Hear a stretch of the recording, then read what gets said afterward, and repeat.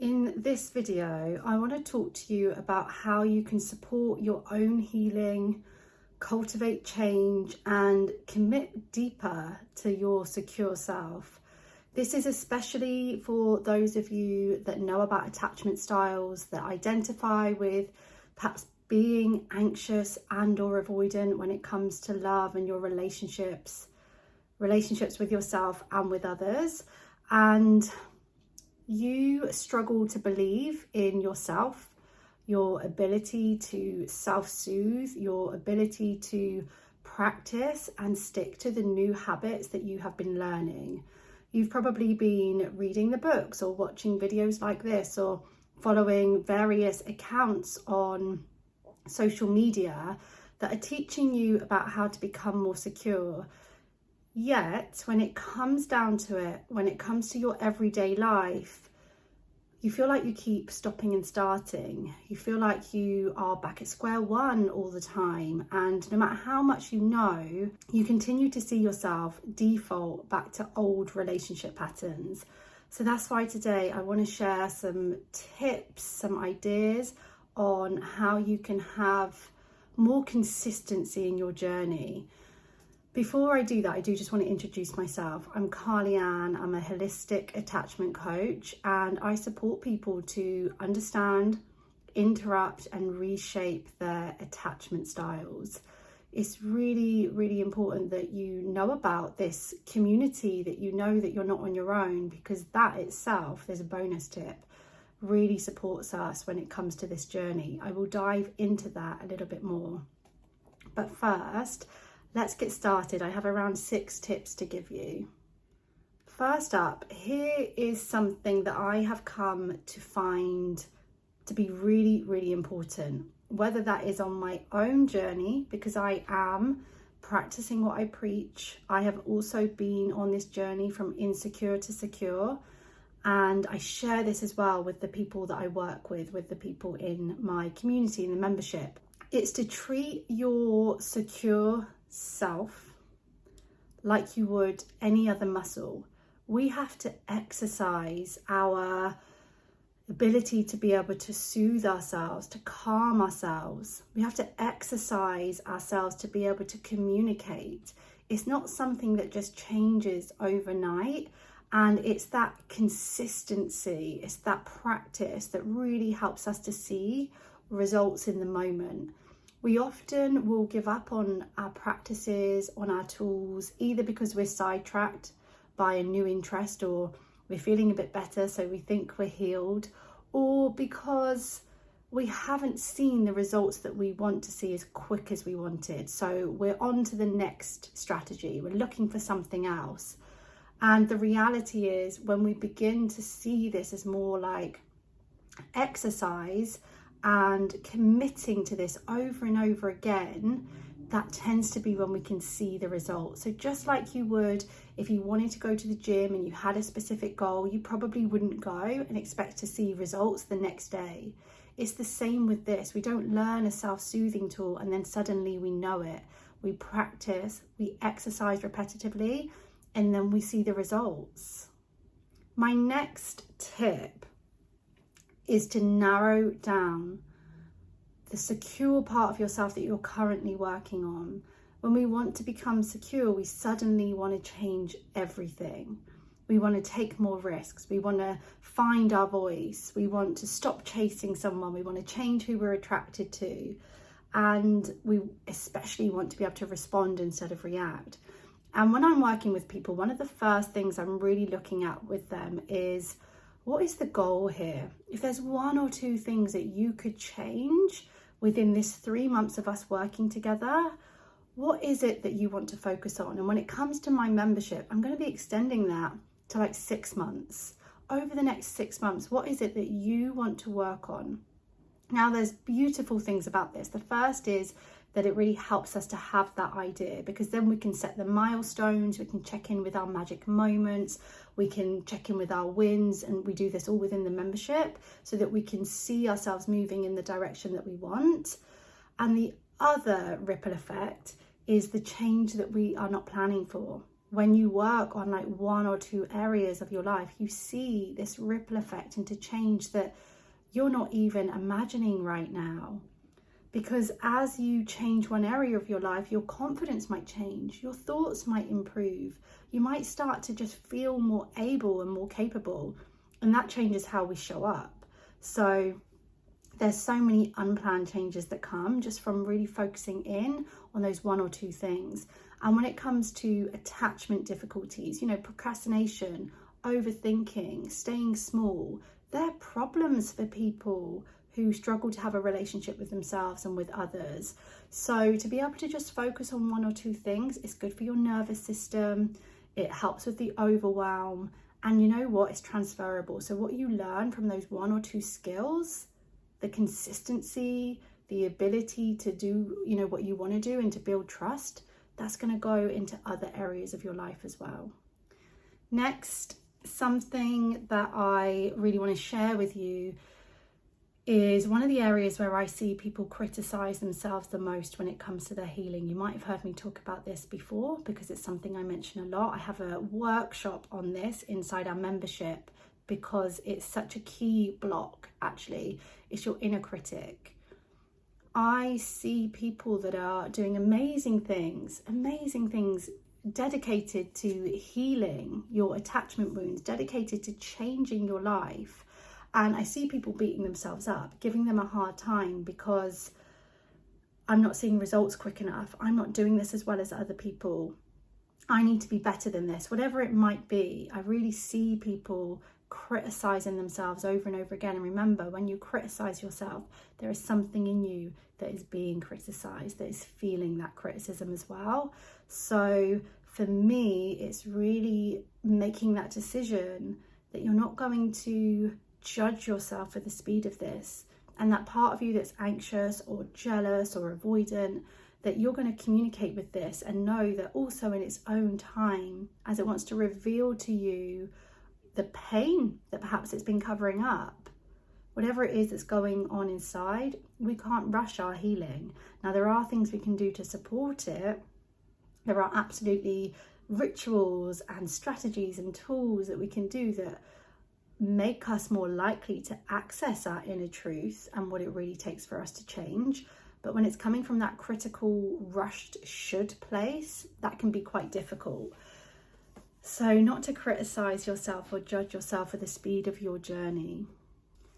This one is one of my favorite tips to share.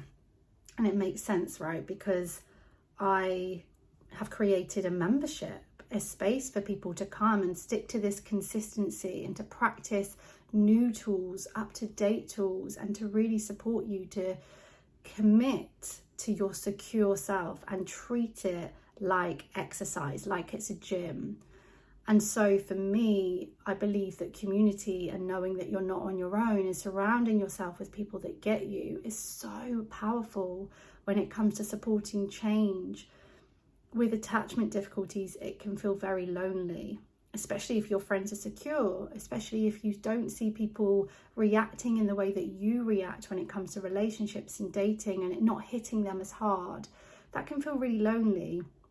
And just thinking about a sharing circle that we just had this week inside our membership, where people were supporting each other at all different levels, and for them to be there sharing in a way where it's like, I thought I was on my own in this, and now here we are with a community with people that get you and that can lift you up. It's so powerful. So surround yourself with friends if they get you, friends if you feel like they are there and they hear you and they see you, because that's what you need. It's what you always deserved. And you definitely need to start to teach yourself what it is to be seen and heard and understood, especially with insecure attachment, where a lot of the times we don't even understand ourselves. That's part of the journey, right? So that space for non-judgment is so powerful. And not to mention that part of becoming secure and building your own secure attachment, a huge part of that is to have a space where we can be ourselves and begin to take down those masks and express our needs. And so if we can do that in a place where it feels safe, we're going to be more likely to go out into the world and do that. So if you don't have that specific person, this is where you want to consider a coach or a therapist. If that's not feasible for you right now, check out my membership. You know, that's why I've created this space. It's accessible. There's plenty of people there from around the world. And if you relate to the work that I do, then I've created this for you, especially if you've read all the books and you can still see yourself defaulting into old patterns. Next is a bit of a cliche, right? We know this. Think of the gym buddy. We know that we're more likely to go to the gym. We know that we're more likely to stick to our plans when we have someone there with us, for us to support each other. It can be so powerful. And that accountability buddy, that person where perhaps you've laid out your plan, or it's someone where you can just air what it is that you're working on. There's something about that that definitely makes us more likely to stick to our goals, to make the change that we're so passionate about, but struggle to do when we're on our own, which is absolutely a shame. But if you lack self-trust, it's even harder to do it on your own. It might be that as you build yourself up with accountability and you start to get used to trusting yourself and sticking to things that you say that you're going to do, and working on that muscle that overcomes like procrastination and the not doing what you say you want to do and what you know is important to you. Accountability is a really good starting point for that. So again, perhaps it's a friend who's also working on like personal development, or maybe it'll be something else, or a family member, or the membership. Absolutely, accountability is a key part of the membership. And again, it's one of the other reasons that I have developed this space for you, so you can definitely check that out. Finally, and this links back a little bit to what I was saying earlier, and this is the idea of what you already know. We seek out new tools, new strategies. That's okay if you know yourself enough to know, like, I don't enjoy X, Y, and Z, but I do know that I really love this. If it's that kind of conversation where it's like, you know I prefer yoga to running. Let's look at it as like physical exercise. If it's like that, and that you know yourself enough because you've practiced these long enough and you know what works for you, great.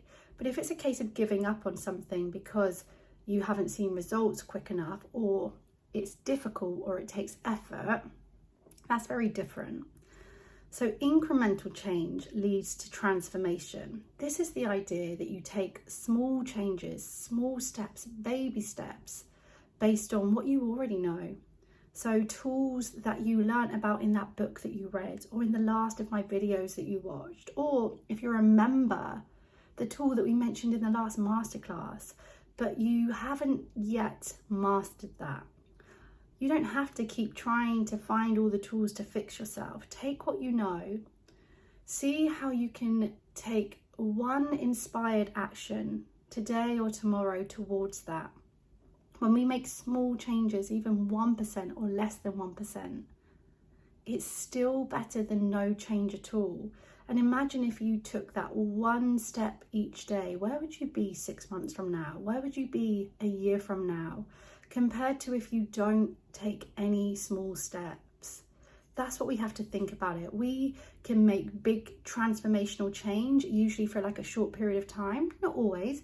We've all got examples where we stuck to something and we did it and it worked for us because perhaps, I don't know, perhaps we'd had that wake up call or whatever it was for you. But a lot of the time when it comes to this work, this healing work and becoming secure, what I hear time and time again is people not taking the small steps because they want the big results and you just want to feel better right now. I wish it worked like that, but we know with attachment healing, slow is great. Slow is actually quicker, believe it or not. When we rush, we can crash, we can trip, and it feels so much harder, and we tend to give up. So incremental change leads to transformation. I'm not sure where I heard that from. I know that I didn't coin it, but boy, has it stuck with me. I really hope that these tips just give you a sense of how you can support yourself to change. Well done for being on this journey. I am on this journey with you. There's a whole community around here that are on this journey with you. If you just take one of the shifts, think of that incremental change, one of the shifts that I've spoken about today, and think about, of the 6 tips I've heard today, what feels in my body, where is there an inner knowing? This is the kind of questions I ask my clients. Where is there an inner knowing for me that that's the one that I need to focus on right now? It's that accountability that's going to work for me, or it's narrowing it down that's going to work for me. See if you can access that inner knowing. If that's really difficult for you to do, it just might be that you don't have that connection with yourself. That is going to come. The more that you're on this journey, that is going to come. If you need support, I encourage you to go to the description box for more details, where there's a freebie there to just go a little bit deeper into your triggers. You might want to check out the membership or check out working with me, or you might just want to keep returning to this channel each Wednesday, Sunday, or follow me on Instagram if that's where you're at in your journey. I would love it if you've taken anything away from this video. I would appreciate it so much if you could like this video, subscribe to the channel, because YouTube loves it. That's how we get out to more people, a wider community, to people that are just like you and just like me, that also believe that they can't self-soothe, or they can't walk away from what's no good for them, and they're never going to attract an available relationship. Those real pains, the way that we reach our community is through the liking and the subscribing. So I would love it if you would do that, and I will see you back at this channel soon.